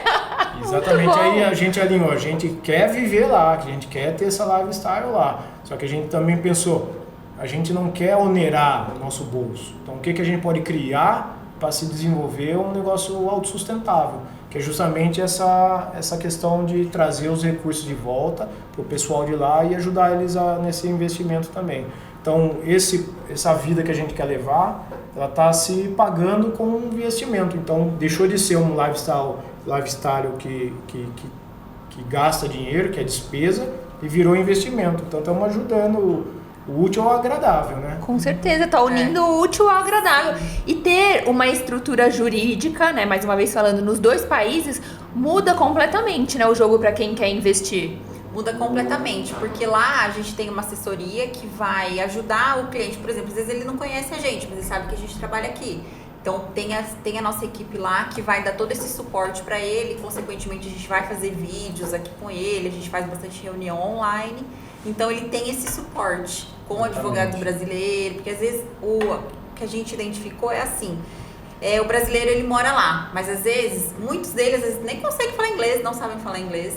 Tem medo de fazer negócio, tem medo de assinar contrato. Então, essa parte do brasileiro lá, uma pessoa advogada lá, que sabe das leis, que sabe conversar, que sabe intermediar, que sabe identificar as possibilidades, isso auxilia muito. Então, assim, fica mais fácil de negociar, entendeu? Porque seja o investidor, enfim, a pessoa que está lá se sente vulnerável, né? Sim. Exatamente. Será que você passar nem o inglês, né? Nem o inglês ele sabe falar direito. Qual que é o prejuízo que eu posso vir a ter? Eles não sabem, né? Porque tem cliente nosso que está há 3 anos lá, ele não fala, não domina o inglês. Não domina o inglês. Geralmente a gente entra em contato com essas construtoras, fala, passa o contrato pra gente, a gente faz toda essa análise pra ele. A gente fala, não, pode assinar, tá tudo certo. Às vezes a gente faz, ele vai na construtora, faz uma videochamada com a gente conversa. Nossa, é uma segurança, né? Você. Não, meu advogado já entrou em contato com a construtora, já fez a análise do contrato. Você assina de olho fechado. Aí a gente fala pra ele, tem todo um respaldo. Pode fazer, tá tranquilo, é assim, assim, assim. Então a gente passa todo detalhadinho, passo a passo. Então, assim, risco quase zero, né? Porque se você tem uma assessoria, sabe o que realmente tá fazendo, tá assinando, isso aí é muito valioso. Com certeza. Doutores, vocês têm uma... Você queria pontuar mais alguma coisa, doutor? Não. Vocês têm uma rotina de sucesso há 16 anos, atuando no mercado em diversas especialidades. E como que é gerir um escritório de alta performance como o de vocês, aqui no Brasil, em Campinas mais especificamente, e nos Estados Unidos ao mesmo tempo? Olha, pra gente conseguir gerir tudo isso, a gente tem que ter uma equipe que só nós dois não conseguimos fazer. Então, a gente tem uma equipe por trás da gente. Por exemplo, a gente está aqui conversando, mas tem lá um pessoal trabalhando, porque o escritório não pode parar. Então, a gente tem todo um processo que acontece dentro do escritório. Então, a gente tem braços, tem cabeças, tem muita gente por trás disso para conseguir ajudar a gente. Nada sozinho, né? A gente É uma máxima verdadeira essa, Exatamente. né? Ninguém faz nada sozinho. Nada sozinho. Ninguém faz nada E sozinho. quanto mais você expande, mais você precisa de pessoas para te ajudar. Por quê? Porque quanto mais você expande, mais problemas você vai ter. Com certeza. Eu falo pro André que a gente, todo dia é problema. Então a gente como que eu falei esses dias, que a gente gerencia o caos. Porque todo dia é um problema novo. Mas, então, ó, empreendedores, gerenciar empresários o caos. são resolvedores de problemas, né? Exatamente. Diários, no caso, né? Solucionadores. Além de resolver os problemas dos nossos clientes, temos que resolver os nossos. Exato. Então, eu falo assim, a gente passa o dia gerenciando o caos. Ele fala, é verdade, né? verdade. Que chique, né? Até pra falar, tô resolvendo o problema, a Não. gente gerencia o Estão caos. gerenciando o caos. A pessoa fala alguma coisa, não, vamos gerenciar esse caos, porque o problema tem, o problema já está instalado, não adianta ficar desesperado. O caos já está instalado, vamos gerenciá-lo. Exatamente. O que é prioridade? Vamos fazer isso. Aquilo lá também é um problema, mas calma, vamos resolver isso depois. Então você gerencia o caos. Vamos por prioridades. Por prioridades, Mas exatamente. com calma. Como a gente prioriza o desempenho, a gente quer entregar muito mais do que a gente é contratado, a gente também seleciona situações que a gente quer entrar, né, com a pessoa e que o nosso cliente tem propósitos em fazer aquilo, alinhados ao nosso, a gente dá uma atenção muito mais especial, porque a gente também é limitado nessa questão de ter uma equipe. Então a gente não pode assumir casos e condições que ultrapassam nossa capacidade gerencial. A gente aceita os contratos, né, dos clientes que vêm até nós, daquilo que a gente sabe que a gente vai conseguir entregar. Sim. Não adianta eu pegar um contrato, fazer um contrato com você e não conseguir te entregar, porque a gente acredita que parte do nosso sucesso é muito entregar o resultado. Porque o cliente, quando ele contrata a gente, ele busca pelo resultado. Exato. Então não adianta você me contratar e eu não entregar o resultado para você. Isso também não faz parte do nosso trabalho. Então tudo é muito detalhado, é muito específico. A gente só aceita fazer esse trabalho se realmente a gente entender que vai dar conta, entender que realmente vai entregar um resultado. Porque Que é senão possível, né? Que é a possível. gente não, infelizmente, a gente fala, olha, no seu caso a gente não consegue aceitar o trabalho, a gente... Infelizmente tem que Infelizmente, alguns, né, tem que Exatamente. descartar. E qual que foi o maior desafio dessa expansão internacional?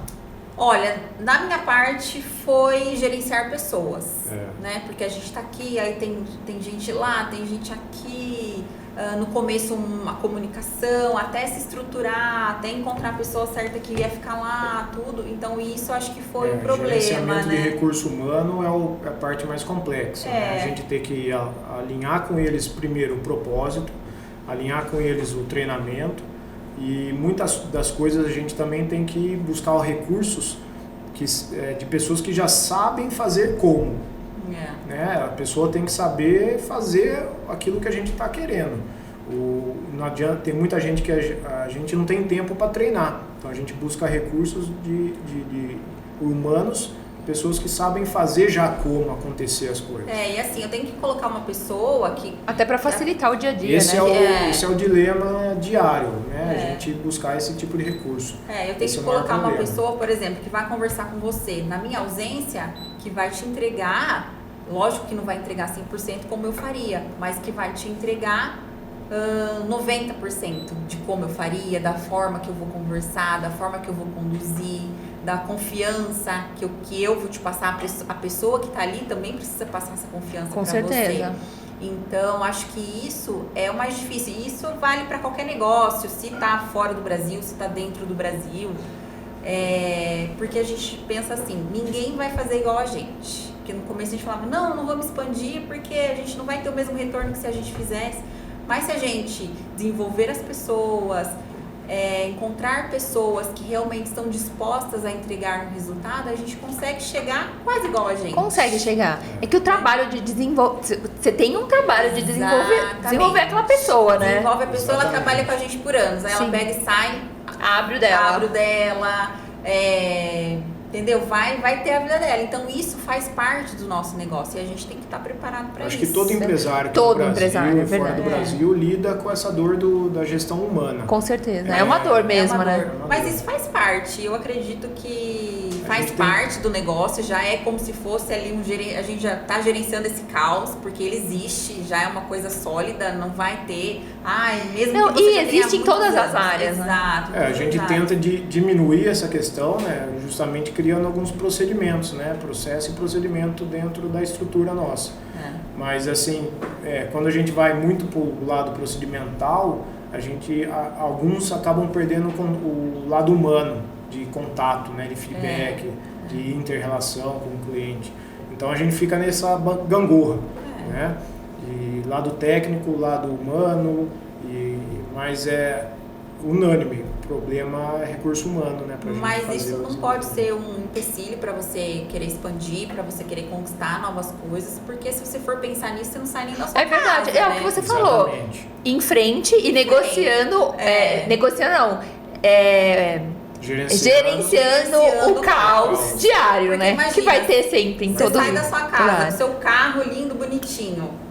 A pessoa bate no seu carro. E aí, você vai deixar de sair de casa porque pode ser que uma pessoa bata Não, no seu né? carro alguma coisa? Não, você tem que ir, viver, se acontecer, se arruma, o que não acontecer. E vai gerenciando. E vai indo e vai seguindo. Essa aqui é a nossa visão de negócio. E existe equilíbrio entre a vida pessoal e os negócios nesse nível de exigência? Existe, é muita oração. Esse é o ponto. É muita fé. Muita fé, vai dar certo. Esse é um ponto crucial, né, na nossa vida, né? A gente tentar gerenciar essa situação. Eu gostei, existe, é muita oração. Mas é o que eu sempre falo para o André assim, se existe um propósito, se você tem ali um propósito, um motivo, e o nosso propósito, nosso motivo, o que é? Entregar um resultado. Se você gosta dessa parte de entregar um resultado, que fica feliz com o resultado que você entrega para o cliente, isso vai motivar você dia a dia. Verdade, motiva. Não com é? certeza. Imagina, eu faço um trabalho, aí não dá certo, você fala, né, não vai. Agora você faz, dá certo, o cliente vibra. Tem cliente que chora com a gente na sala. Não, e quando você recebe um feedback do cliente, é uma motivação. Hoje mesmo a gente estava conversando aqui no escritório, olha, depois daquela gravação, o cliente entrou em contato, agradeceu, falou que ficou ótimo. Então, isso é uma motivação, né, pra gente continuar e fazer cada vez melhor. Pra você ter uma ideia, tem um cliente ontem que fez uma música pra gente, fez uma música, foi bem legal. Mandou Sério? Então é sempre assim, é sempre isso que a gente vai buscando, é o resultado que a gente tem com o cliente. E então, essa pergunta muito sua, que legal você isso. fez, muita gente pergunta pra gente. E aí, por causa como que vocês fazem e tal, e como que é no seu escritório, e aí aconteceu uma situação nova, né? Como muita gente está perguntando isso, como que a gente está fazendo isso e aquilo, a doutora Aline, desde o ano passado, desde o ano passado, começou a fazer uma mentoria. Justamente. Que bacana! Sim, porque muitos advogados, eles viam como que a gente lidava com as coisas, fazia isso, fazia aquilo. Não, mas como que você faz isso? Como você faz isso? Só assim, calma, vamos gerenciar isso aqui. E aí no começo eu falava, faz assim, assim, assim. A André falou, Aline, por que você não monta uma mentoria e começa a guiar, ajudar esses advogados a fazerem assim, assim, a palestrar, né? Exatamente, porque assim, tudo nasce por um propósito. Verdade. Acho que se você tiver propósitos na vida sua, o dinheiro é consequência, a evolução patrimonial é consequência. Se você tem uma motivação e ela está regida aí por uma vocação ou por um interesse seu, e isso está de acordo com o que Jesus e Deus manifestam pra gente, a prosperidade é consequência. Verdade. Né? Porque eu, pelo menos, e a doutora Aline, todo mundo que chega perto da gente, a gente quer ensinar, quer mostrar. Faz assim, dá faz certo. assim, faz assado. Lá atrás, quando eu comecei a virar advogado, eu não tive essa oportunidade. Então, eu fui atrás. Não, eu preciso aprender isso. Eu fiz estágio, eu fiz tudo isso. Mas quando eu virei advogado, todas as portas ficaram fechadas. Falei, não, doutor, não estamos sem vaga. Não, doutor, é isso, aquilo. Então, eu fiquei sem opções. O que eu fiz? Passei meu cartão, comprei o escritório, comprei móveis, cadeira, computador, tudo sozinho.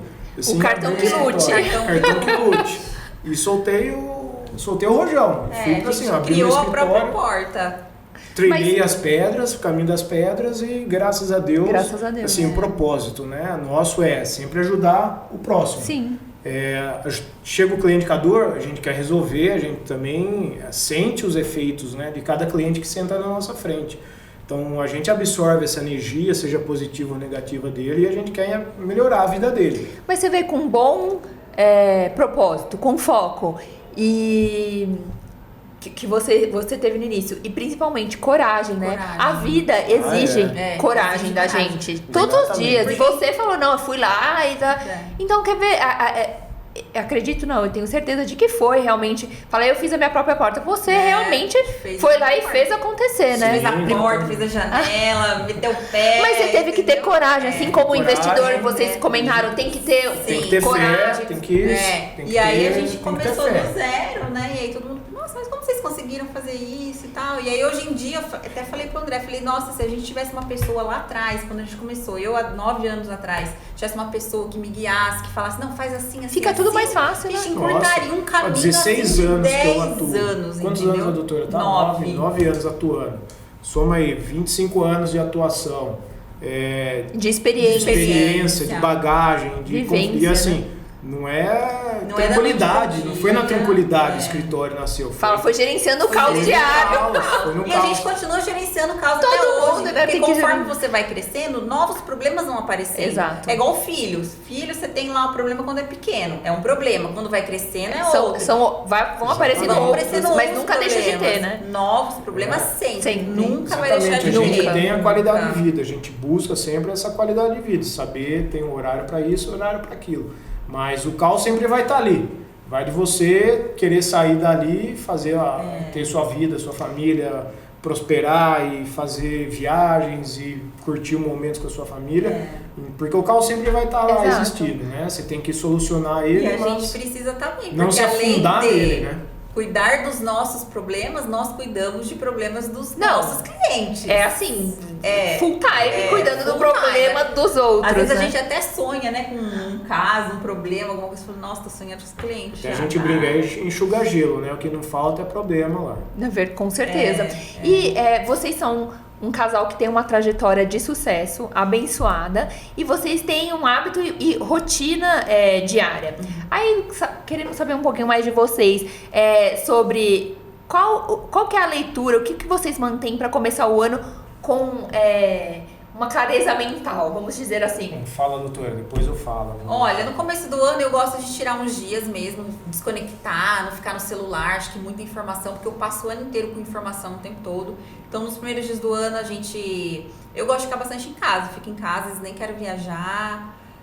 Até pra ir contra o efeito manada, né? Que é uma loucura eu amo no ficar final em casa, do ano. Não quero fazer nada, a gente fica descansando. Minha filha também tá de férias em casa. Então, assim, pra mim, me completa ficar na minha casa, tranquila.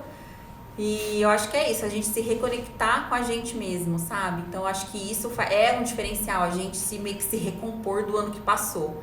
Porque todo ano tem novas conquistas, no mesmo tempo que tem novos problemas, então a gente se reconectar com os nossos propósitos, se reconectar com o que a gente é e com o que a gente deseja melhorar, porque todo dia a gente também é aquele 1% de melhora, todo dia a gente tem que melhorar, porque eu não consegui fazer ontem, eu consigo fazer hoje. Então, sempre no começo do ano a gente aproveita o recesso do judiciário para fazer isso, para tirar esses dias mesmo off, desconectar e curtir a família, né? Que é onde a gente se restaura, na verdade. Eu sempre falo, a gente se desconecta do celular, mas se conecta com a gente. Então isso faz toda a diferença também. Exatamente. E muito nessa linha, o que a gente faz bastante também, eu principalmente, é elevar o nosso nível de gratidão. Né? A gente tem que estar aqui, né, fazendo sempre o melhor, mas nunca esquecer que tem uma força maior, né? Deus, Jesus, ao nosso lado, para fazer a gente prosperar. E eu gosto sempre de fazer um exercício que é imaginar, né? Agradecer onde estou hoje, né? Imaginar onde eu quero estar amanhã. E imaginar seu próximo passo. Passo. E aí trazer todo esse sentimento de gratidão nessa visualização, de trazer esse sentimento de felicidade, se sentir preenchido, feliz, de bem com Deus, não importa a turbulência que esteja passando. Visualizar isso além, né, bem distante, onde você quer estar, e aí trazer esse sentimento de felicidade, fazer ele prosperar dentro de você, e aí a hora que você tiver com todo esse sentimento, você volta para o presente seu. E aí você, pelo menos eu sinto, que eu consigo não só agradecer pelo que eu estou aqui, mas pelo que eu já sei que vai acontecer lá na frente. Daí a gente alinha todo ano como que vai ser, quais são as estratégias que a gente vai fazer.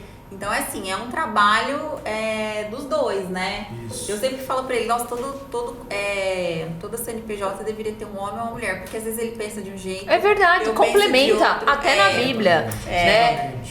Deus fala que é um complemento o homem e a mulher. Ele criou, né, a mulher pra complementar E aí, às o vezes, homem. ele fala É umas isso. coisas, eu falo, não, mas pode ser assim também. Ele é verdade, não tinha pensado nisso. Olha Então, lá, isso a gente muito legal, consegue, complementa. até nos casos mesmo que a gente tem, falo, não, mas pode ser assim. Dele, não, mas pode ser assim. Então vai completando, são duas cabeças diferentes pensando, e uma cabeça de um homem e uma cabeça de uma mulher.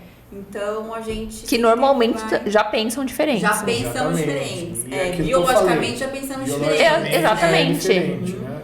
Então a gente alinha tudo que a gente tem para alinhar, tudo que não resolvemos no ano passado, vamos resolver esse ano, e a gente deixa tudo alinhado, tudo pronto. Então a gente já sabe desde janeiro até dezembro quais os nossos próximos passos, o que a gente vai fazer, sempre com estratégia, não é fazendo, esse mês vamos fazer assim, aquele mês vamos fazer assim, não, nada disso. Então para você que quer crescer, que quer ter uma expansão, seja no seu CNPJ, seja na sua vida pessoal, é com estratégia. Pensar em janeiro sobre o ano inteiro, o que você vai fazer, o que você não vai fazer, o que você vai melhorar, o que você vai deixar de fazer. Então isso eu acho que é um grande diferencial nos negócios que muita gente não pensa, que vai fazendo meio que no chute. Deixa a vida me levar, né? E não é assim, porque no meio disso vão ter, gerenciando já vai ter vários obstáculos. Imagina se você não gerenciar isso.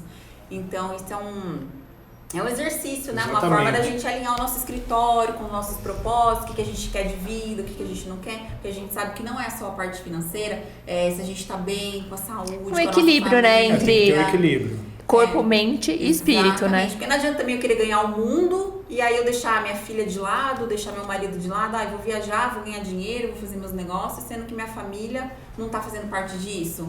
Porque eu sou mãe, então assim, pra mim a minha prioridade é a minha filha. Com então, certeza. Tempo, independente do dinheiro que eu vou ganhar ou não, ela é minha prioridade, minha família é minha prioridade. Então se os meus negócios, se o meu escritório estiver roubando isso, já pra mim isso já não é aquela sucesso. história, né? Se você só tem dinheiro, Você não tem nada. Você Você não tem nada. Então você tem que ter família estruturada, você tem que gastar energia nisso, tem que estar alinhado com os propósitos de Deus. Pelo menos a gente foca muito nisso, né? E para você ser próspero, você tem que justamente tomar decisões importantes, estratégicas, né? Se afastar de quem não pensa como você. Então não tem escapatória, né? Você tem que tomar decisões estratégicas, se afastar de pessoas que te contaminam. Porque às vezes não tem a mesma não tem o mesmo- mentalidade que a sua. Não tem o mesmo pensamento, né? É Lógico. verdade. Você não pode deixar as pessoas te contaminarem, você tem que estar blindado nisso, e às vezes você está no começo, você não está tão forte para ter saber separar isso. Então você tem que realmente se dedicar ao que você quer fazer para ser próspero, com propósitos, com Deus a princípio, e focando na família, porque a família é a nossa estrutura, né? A nossa célula máter aqui. Sem família tem muitos desajustes que a falta disso ocorre, né? Então eu penso isso, graças a Deus meu pai e minha mãe sempre tiveram relacionamento, se mantiveram, ao contrário da doutora que tiveram rompimento, então sabe o que é. E eu tenho muitos amigos já que viveram com dissolução, com conflito familiar e tudo mais, e que hoje, né, com a idade que eles estão igual a mim, muitos deles advogados também hoje, eles falam, nossa, a gente admirava o seu pai e sua mãe porque, a gente ia lá na casa sua, tinha tudo que em casa não tinha. Sente até uma paz, né? Um lugar assim. Os dois eram parceiros. Muito legal. Com um propósito. Faz a diferença. Faz a diferença. Então a gente vê que o âmbito familiar, a estrutura familiar faz toda a diferença. Com certeza. Então se você quer ter um CNPJ próspero, a gente fala, mas e sua família? Como que tá? Faz essa reflexão. Como que tá os seus pensamentos referente aos seus filhos, à sua esposa?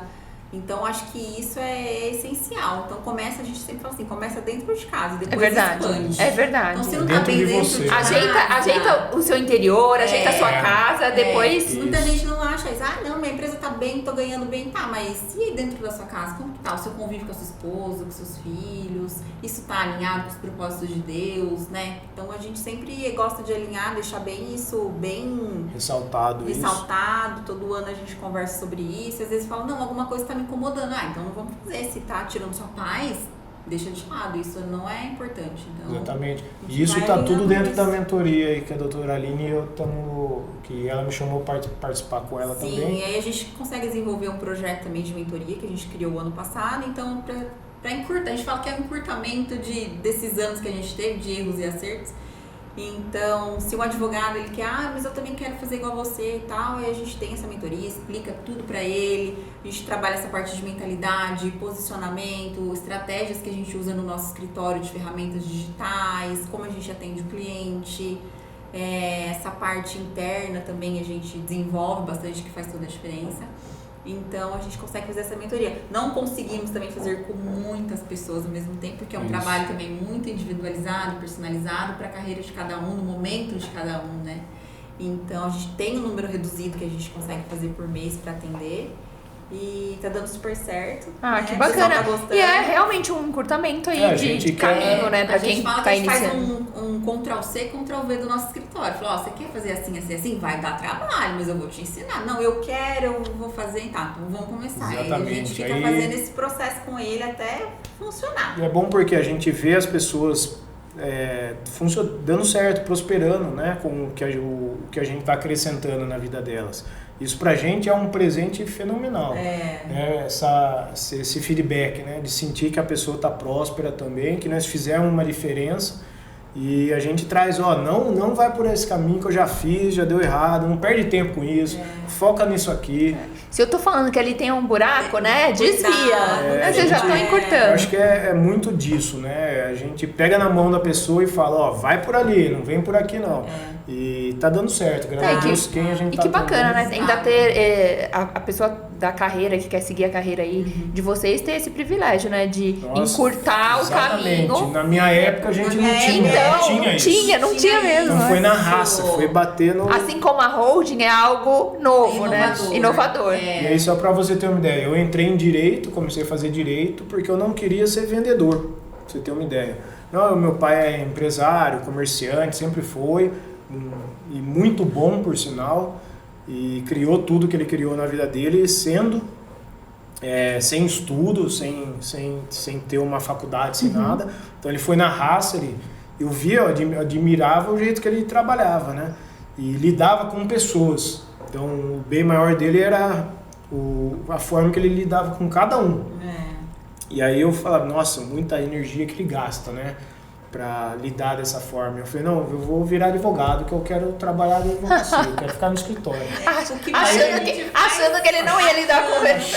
Achando que eu ia estar isento disso. Pelo contrário, a faculdade te ensina a técnica, te ensina tudo isso que você precisa saber. Onde você vai buscar a lei para resolver esse problema, onde você vai buscar isso para resolver aquilo. A faculdade te ensina isso, mas não te ensina como gerenciar um escritório, não te ensina como prospectar um cliente, não te ensina a atender um cliente, não te ensina a conversar com o cliente. Nossa, isso é essencial. Tem advogado que tem medo até de passar preço. Verdade. Então, assim, exatamente, tem advogado, amigo nosso, que tem 10, 12 anos já de advocacia, igual quase 15 anos igual a mim, 16 anos igual a mim, e ainda ele não tem segurança para passar preço, para fechar negócio. Gravar vídeo. Fala, não, mas grava o vídeo assim, não consigo, eu sou travado, não sei o quê. E a gente tem que entender que hoje a tecnologia faz toda a diferença. Você não tiver posicionado e é uma aliada, né? O cliente, ele vai olhar seu Instagram. É a primeira coisa, né? Ele vai olhar, uma vitrine. Você tem que estar ali. Mas eu não faço muito, mas você tem que estar ali. Tem que estar ali. Porque se você quer ter esse X de resultado, você vai ter que fazer isso. Exato. Isso.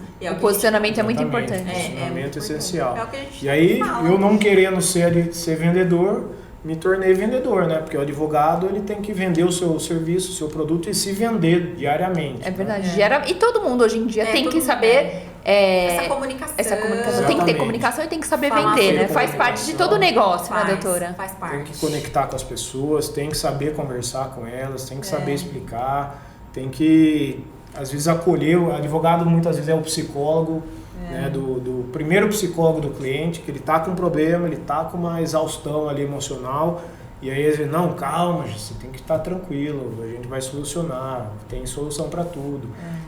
E aí, graças a Deus, todos os clientes que chegam até o escritório agradecem muito, né, a evolução. Tem uns que chegam com uns problemas aqui. Porque, né? chegam com os problemas aqui. É um caos que vocês caos. ajudou a É um gerenciar, caos, né? Não tem como. E eu sempre falo pro André que a gente entrega esses resultados e a gente muda histórias. Então a pessoa chega lá achando que vai ter um final triste e tal, e a gente muda totalmente a história daquela pessoa. Isso é muito legal. E, a gente é tem gratificante, né? Gratificante, disso. né? É gratificante. No entanto que teve um aí que fez até uma musiquinha, muito A engraçado. gente adorou. Eu falei, nossa, muito bom, muito bom. Então é isso. O importante é não deixar a proteção da família, né, o planejamento do patrimônio para depois, né? Isso não é um custo, é uma estratégia. E as pessoas têm que entender que muitas vezes as pessoas pensam, eu vou ter custo, mas isso não é custo, é uma estratégia e é um investimento para o futuro, né? E o melhor momento para se organizar é agora, pessoal. Vamos conversar com a família, seja empresário, seja o patrimônio ali familiar. O melhor momento é sempre agora, não deixar para depois, né? Exato. Exatamente. É isso, né, doutora? Exatamente. Aí tem muitos empresários, inclusive, que eles, por deixar isso para depois, eles deixam até de recuperar bastante tributos. Exato. E deixam para o governo. Então, por falta de gerência dentro da contadoria, e eles deixam muito dinheiro na mesa, justamente porque não tem esse alinhamento e não tem essa estrutura montada, justamente para que impede você de perder dinheiro. É verdade. Você pode até gastar de um lado para criar a estrutura, mas você tem uma economia brutal depois. Não, e uma vez criada, a estrutura ela permanece por gerações, né? Exatamente. Então é um investimento realmente que você faz ali uma vez que você faz o investimento, você colhe esses frutos por gerações. Sim, Exatamente. é isso mesmo. Amei o nosso bate-papo, foi super esclarecedor. A gente tem muitos outros assuntos aí que vai ficar para um outro podcast. Sim. Que ficará para um outro podcast. Foi um prazer enorme conhecê-los assim mais profundamente, recebê-los aqui na bancada do Pode Vir. Doutora Aline, muito obrigada pela sua presença. Eu que agradeço, espero ter contribuído com muitas informações. Com certeza. Pra todo mundo que tá assistindo, né? Com certeza. Foi muito Doutor legal. André, muito obrigada pela sua presença, por todas as informações aí que vocês dividiram com a gente. Foi realmente muito enriquecedor. Obrigado, Ariane, pelo convite. Fiquei muito feliz e tem muito assunto ainda para trazer aqui. Vamos marcar outra data. Com certeza. A gente vai ter esse podcast 2, 3, teremos muitos, porque assuntos não faltarão. Então, muito obrigada, doutores. Foi um prazer enorme recebê-los e pode vir. Obrigado a você.